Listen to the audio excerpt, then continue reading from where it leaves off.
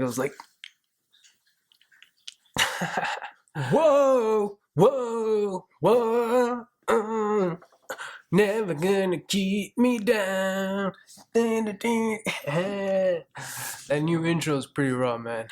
Anyways, welcome to Alchemist Prime.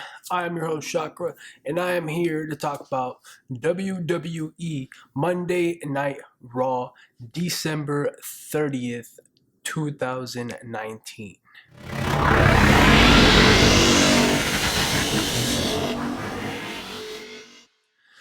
Starting the show, Kevin Owens playing a clip from when Seth and the AOP took him and Ray out. Then the AOP and Seth came out. Then Seth freaking Rollins starts talking all nice and like mean at the same time, like this whole new like persona, like he's like the good guy but he's the bad guy. Like I don't know what the heck he's doing. Anyways, Owens wasn't wasting any time. He got out. He was like, you know what, if I'm gonna get my butt whooped, I'm about to just hit a couple of them first. So he was like, let me get out of this ring and start fighting these 3-on-1 like a fool. Chaos starting off Monday Night Raw. Anyways, what's his face? Samoa Joe came out after Seth and the AOP started beating up on Kevin Owens. You know, my enemy's enemy is like my best friend type of thing, or something like that. KO coming through with a chair, man. Then a little bit later, Swanton bomb off the top rope. That was loco, man. He's a crazy cannonball, man. That little chubby guy, taking everybody out. It was sick. Then Samoa Joe and Kevin Owens got their own security. Man, after all that security went out and tried to stop you guys from fighting, man, you want to pull one of them. Anyways, like, one of the security guards came through looking like a boss. Like they were just chilling and then the security guards came through, supposed to be like, anyways, but Samoa Joe just like did some weird maneuver to his face, like trying to be, trying to get my camera, like, this is my 15 minutes of fame. First matchup of the night. Alistair Black versus Murphy, bro. Buddy Murphy. I'm not gonna lie. Buddy Murphy's a pretty good athlete. He's a pretty good athlete. But he hasn't grown on me yet. And I say yet because I feel like he's a young athlete. And I don't know if he's ever gonna grow on me. I think it was because of how he was introduced to Raw and to the to SmackDown, to the main stage with the whole trying to take Roman Reigns out thing. Murphy tried to steal one by putting his feet on the ropes a little too high. Man, he put his feet on the second rope. Man, you don't do it. You're supposed to put on at least the first rope. You know what I mean? You're supposed to put your foot on at least the first rope. So the ref won't see. Because he got caught by the ref. Alistair Black, way too good. My boy hitting the Black Mask twice. Hitting Murphy for the 1, 2, 3, man. Randy Orton getting injured. Shout out Randy, man. Hope you get well soon. You know what I mean? Eric Rowan, man, freaking out Lana again with his burlap sack coming through saying some nonsense, But she was looking pretty good, she was getting ready for her wedding, I might add, Alana.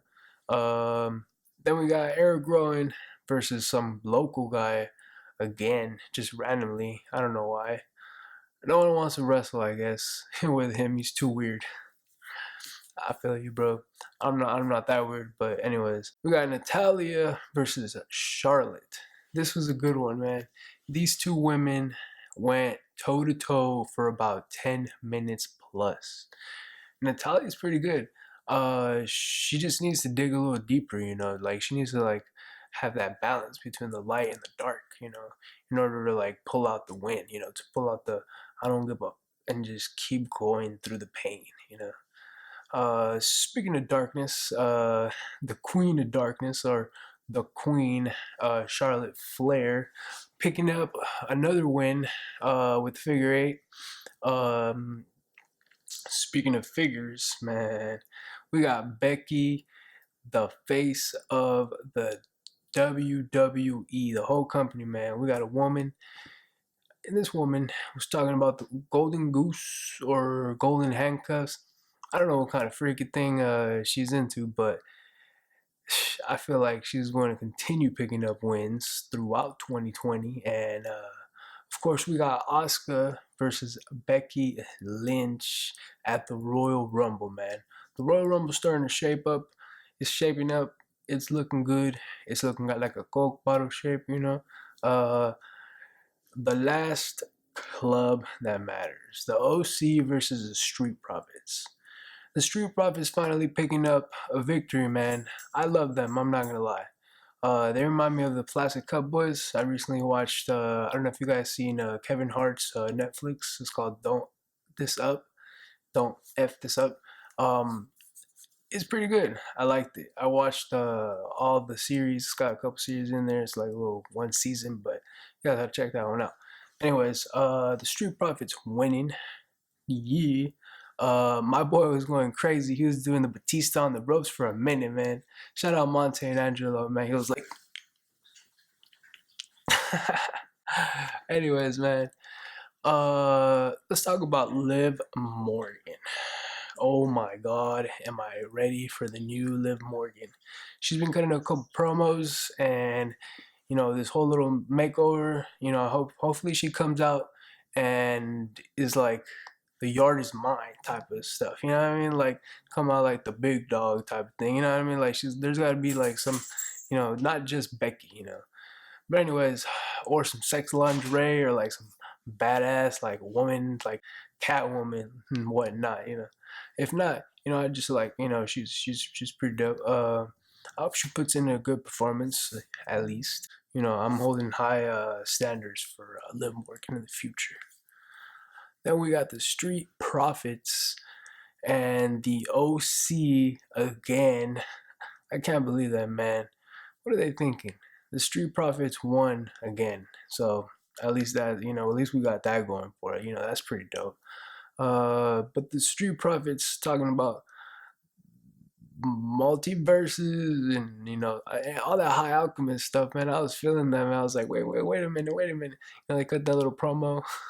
That was pretty cool. I'm not gonna lie. Then we got Drew McIntyre versus Kurt Hawkins and Zack Ryder, man. Both of them, man. That was a pretty impressive matchup. I'm not gonna lie. Pitting two men at once, former WWE champions, tag team champions. Drew seems like he's going to do big things in 2020. And I can't wait to see who he takes out next. I'm not gonna lie. Speaking of getting taken out, Randy Orton comes out and apparently he's hurt. But then he's not hurt. What the hell, man? He got me, man. I'm not gonna lie. I thought he was hurt. He was talking, hopefully I'll be back before WrestleMania. I'm gonna be back. I'm out. My knee, this and that. But then AJ comes out trying to bully him. You know how AJ has been doing nowadays after Vince slapped him. Just hasn't been liking it, just been doing his own thing. But kicked the crutches out of Randy's hand, maybe low key he knows like that's their boy. So he's like, I'm gonna take him out. Then all of a sudden, RKO out of nowhere. Randy wasn't hurt at all, man. False alarm, guys. Freaking a-hole, man. I guess that's why they call him the Snake, Then we got Andrade versus some guy, man. Andrade beating him up all throughout the matchup. Then Selena Vega took the plastic off the cement, exposing the cement, and Andrade was gonna do the DDT, that the hammerlock DDT, like he did the Humberto del Carrillo. I always say Humberto del Rio. You guys remember Alejandro Armando Estrada? But anyways, I always say Humberto del Rio for some reason. I don't know. Anyways, Humberto Carrillo, when all of a sudden Ricochet came out and saved the poor man, good on you, mate. He was like, you want to fight? Huh? Fight me. Ricochet's pretty dope. Ricochet and Andrade had a pretty good match, but Andrade picked up a mean streak along the way, and it's been paying off for him, man. I'm not gonna lie. It was a very good matchup between Andrade and Ricochet, and he still picked up the win after all those matchups with that Hammerlock DDT, man. That will get to you, man. You gotta be careful. Speaking of being careful, with not so man, I'm not scared. Brock Lesnar. It's like Voldemort. Can't say his name. Hell no. Speaking of being careful, with this little guy, coming back next week is the champ. Who's Brock Lesnar? Man, I almost forgot we had a champion. Honestly, like it's been so long, the man never shows up. I don't know what he's doing. He shouldn't even be champion. Like he should be like demoted champion. Like they should take him, strip him of his brain. You know, like just give that shit back. Like you know what I mean. Anyways, Bobby Lashley and Lana, their wedding, man. That was so annoying. Shh. Lucky you so cute. You lucky you so cute, Lana. You know, I swear, if my wife is that annoying during our wedding, that's not even gonna have an end. You know what I mean? Like, she was talking and telling him what to do. Like, man, that was the most boring wedding. Then Bobby Lashley's first wife came out, and then she was talking up a storm, talking about whatnot, God knows what. Then Lana's first husband came out objecting, like, what the hell? And then the good part was Liv Morgan came out objecting, talking about her love life between, not Bobby, Lana. What?